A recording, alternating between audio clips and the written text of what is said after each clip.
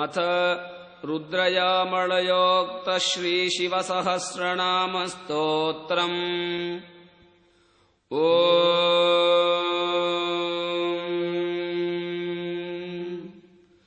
नमस्ते अस्तु भगवन् विश्वेश्वराय महादेवाय त्र्यम्बकाय त्रिपुरान्धकाय त्रिकाग्निकालाय कालाग्निरुद्राय नीलकण्ठाय मृत्युञ्जयाय सर्वेश्वराय सदाशिवाय श्रीमन्महादेवाय नमः।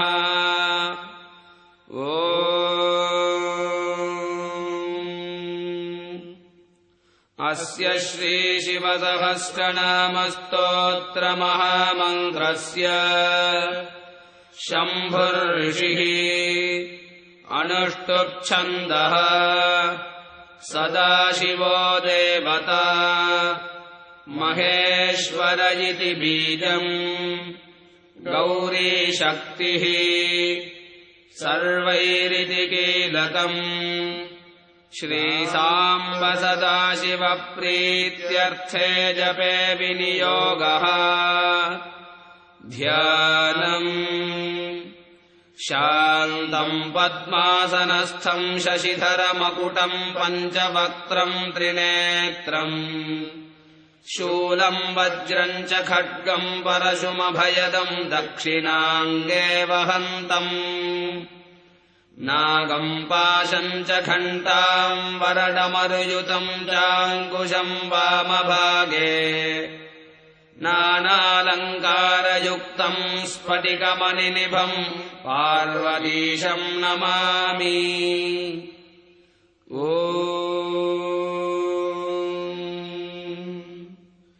हिरण्यबाहुः सेनानीर्दिक्पतिस्तरुराडुरः हरिकेशः पशुपतिर्महान् सस्पिञ्जरो मृडः दिव्याधिर्बभ्रुषः श्रेष्ठः परमात्मा सनातनः सर्वान्नराज्जगत्कर्ता पुष्टिशोऽनन्दिकेश्वरः आतताये महारुद्रः संसारास्त्रसुरेश्वरः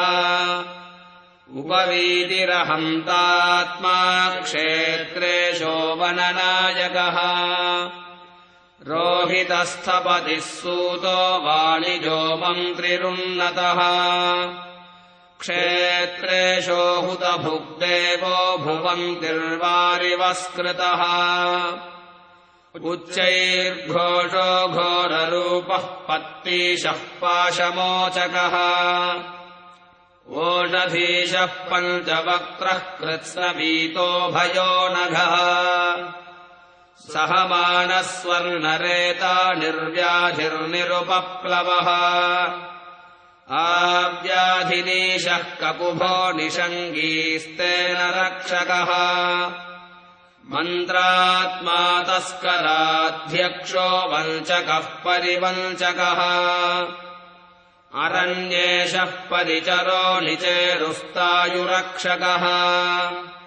प्रकृतीशो गिरिचरः कुलुञ्चेशो गुहेष्टदः भवः शर्वो नीलकण्ठः कपर्दी त्रिपुरान्तकः युक्तकेशो गिरिशयः सहस्राक्षः सहस्रपात् शिपिविष्टश्चन्द्रमौळिर्ह्रस्वो मीदुष्टमो नघः वामनो व्यापकः शूली वर्षीयानजडो ननुः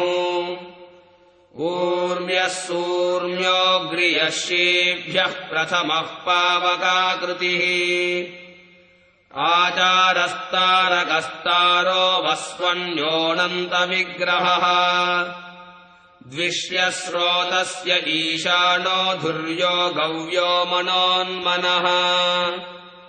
पूर्वजो परजो ज्येष्ठः कनिष्ठो विश्वलोचनः अप्रगल्भ्यो मध्यमोर्म्यो जघन्यो बुद्ध्रियः शुभः प्रतिसूर्योऽनन्तरूपः सौम्यो याम्यः सुराश्रयः खल्यो वर्यो भयक्षेभ्यः श्लोक्यः पथ्यो नभोऽग्रणीः वन्यो वसान्यः पूतात्मा श्रवः कक्ष्यः प्रतिश्रवः आशुषेनो महासेनो महावीरो महारथः शूरोऽतिघातको वर्मी वरूथी बिल्मिरुद्यतः श्रुतसेनः श्रुतः साक्षी कवची वशकृद्वशी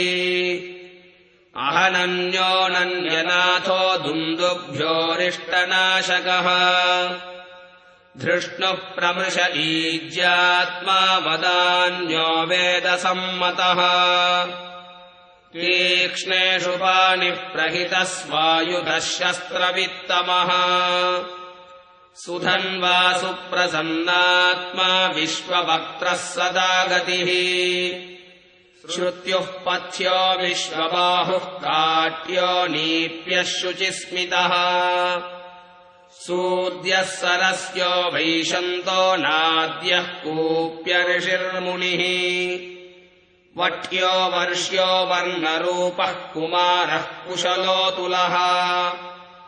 मेध्यो वेद्यो मेघशक्तिर्विद्युत्यो मेघविक्रमः दुराधरो दुराराध्यो निर्द्वन्द्वो दुःसहप्रदः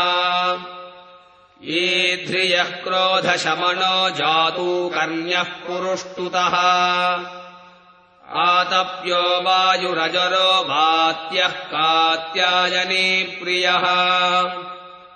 वास्तव्यो वास्तुपो रेष्म्यो विश्वमूर्धा वसुप्रदः